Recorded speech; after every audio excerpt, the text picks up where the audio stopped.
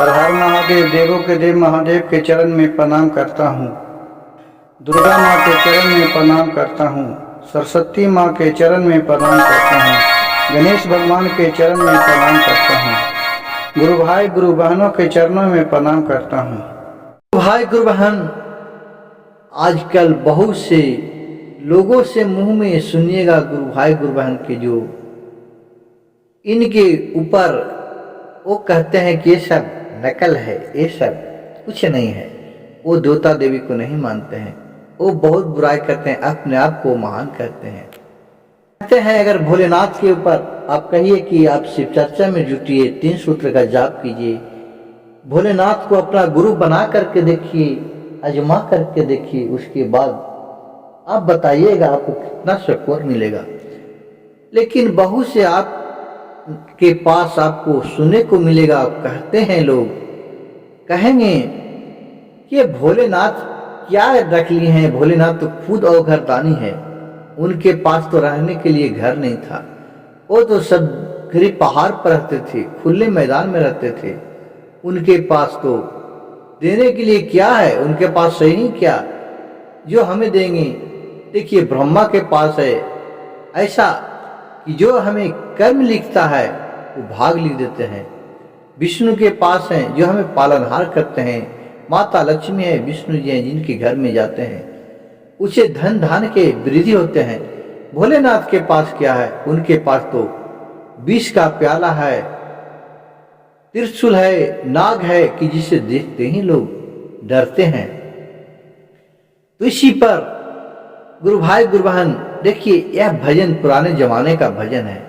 ये भजन आज कह के सुनाता हूं कि क्या चीज भोलेनाथ के पास है और क्या वो दे सकते हैं।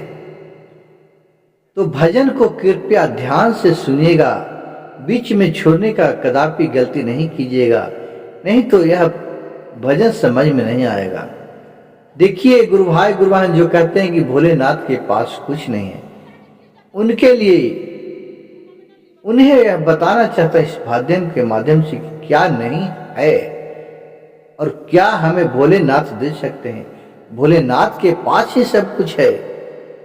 देखिए कहते हैं, अरे ई भोला के कौन कमी है कि 4 पदार्थ हाथ लियो, 4 पदार्थ हाथ लियो भोले, 4 पदार्थ हाथ लियो, ये भोला के कौन कमी है, 4 पदार्थ हाथ लियो।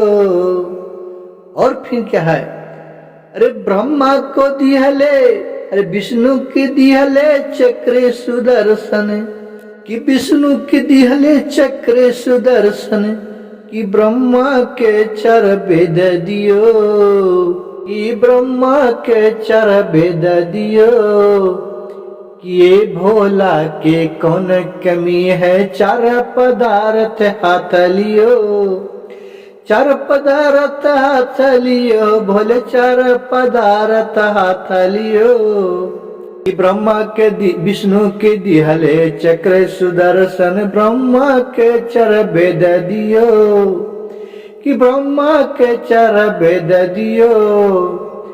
और जब जब धरती पर अनहोनी घटे है, अपने हलाहल विष पियो। जब जब धरती पर ऐसा कुछ हुआ जो किसी देवताओं से नहीं सहन जाता है, उसे भगवान स्वयं अपने ऊपर वो ले लेते हैं, उन्हें अपने शरीर में धारण कर लेते हैं। शंकर के पास ही सब कुछ है। इस भजन में आपको इस भजन के माध्यम से आपको सुनने को मिला होगा, भोलेनाथ के पास किसी भी चीज का कमी नहीं है, उन्हें सब कुछ था, लेकिन उन्हें अपने भाई विष्णु को चक्र सुदर्शन दिए, प्रदान किए कि लीजिए चक्र सुदर्शन। ये भी पहले भोलेनाथ के पास ही था। और जो आज ज्ञानियों का ज्ञान माने जाते हैं, ब्रह्मा जी उनके 4 वेद दिए, वो भी 4 वेद शंकर जी ने ही दिए। और बोले कि लीजिए 4 वेद का रचयिता आपका स्वयं मालिक बनाता हूँ इसका। और अपने भोलेनाथ जो मालिक रहता है उसे किसी तरह का टेंशन नहीं रहता है।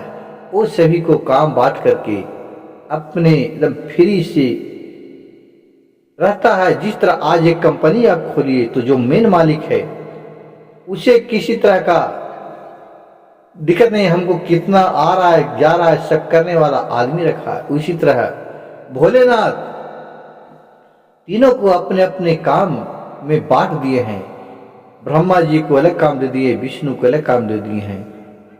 अपने सदैव भोले अपने ध्यान में मगन रहते हैं, क्योंकि अगर वो सब इनके पास रहता तो आज वो मगन में ध्यान लगा नहीं पाते।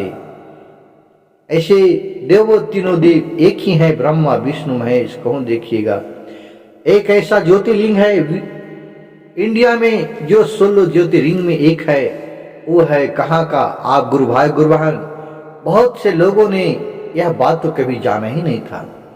एक ऐसा ज्योतिर्लिंग भी है कि जिस ज्योतिर्लिंग में ब्रह्मा विष्णु महेश शिव तीनों देव प्रकट हुए थे, वो ज्योतिर्लिंग है कहाँ? तो त्रिकेश्वर महादेव जो पड़ते हैं नासिक में। नासिक से उतर करके करीब 40-50 किलोमीटर नासिक रोड से जाना पड़ता है। त्रिकेश्वर महादेव वही ब्रह्मजोनी पर्वत है जहां से गंगा जी निकले हुए हैं। गंगोत्री नर्मदा वहीं से धीरे धीरे शुरू हुए जाकर के आगे वो बहे हैं। वहां पहाड़ पर जाने के लिए जहां अभी सदैव आबैसा भोलेनाथ का भी जहां जहां गए हैं वहां आज भी अजीब और गरीब सा इतिहास पड़ा है। गुरु भाई गुरु बहन, मेरी भजन कथा कहानी जानकारी अच्छा लगा होगा तो कृपया मेरे चैनल को एक लाइक सब्सक्राइब शेयर जरूर कीजिएगा। कमेंट बॉक्स में हर हर महादेव लिखना नहीं भूलिएगा।